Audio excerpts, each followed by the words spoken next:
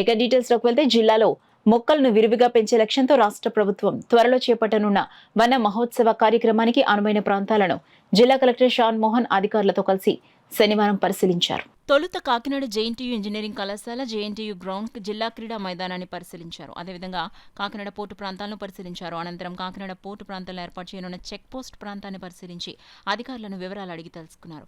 ఈ పరిశీలనలో JNTU vice chancellor KVST Muralikrishna, registrar Ravindranath, Kakinada RDO Itla Kishore, Kakinada port అధికారి కె ధర్మశాస్త్ర, అటవీ ఇతర అధికారులు తదితరులు పాల్గొన్నారు. చాలా మ్యాసివ్ ట్రీ ప్లాంటేషన్ ప్రోగ్రామ్ని గవర్నమెంట్ ఆలోచిస్తోంది.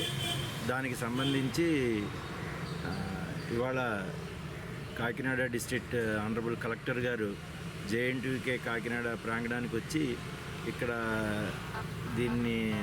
ఈ ప్లాంటేషన్కి ఏ విధంగా మనం ఉపయోగించవచ్చు అనే విషయమై దీన్ని సందర్శించడం జరిగింది. సో ఇది చాలా అత్యద్భుతమైనటువంటి పథకం.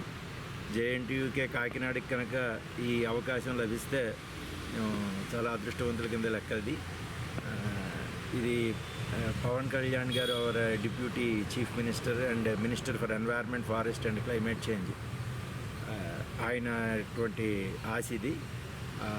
చాలా అత్యద్భుతమైనటువంటి ప్రోగ్రాం ఇవాళ ప్రపంచానికి కావలసింది కూడా మోస్ట్ ఇంపార్టెంట్ ప్రాణవాయువుని, లైఫ్ని ఇచ్చే అంతా కూడా ఇవాళ ఈ సమాజంలో, ఈ శతాబ్దంలో, ఈ రోజుల్లో మనిషి ఏదైనా ఒక యజ్ఞం చేయాలి అంటే, ఒక వ్రతం చేయాలంటే, ఒక యాగం చేయాలంటే అది చెట్లను పాతడమే. అలాంటిది కొన్ని వేల చెట్లని పాతే క్రమంలో చేయబట్టి ఈ కార్యక్రమం జేఎన్టీయూ ద్వారా సక్సెస్ అయితే మా అదృష్టంగా భావిస్తాం. కలెక్టర్ గారు ఏ సంగతి నేను కూడా ఒక 2-3 డేస్లో వారి డెసిషన్ చెప్తాను.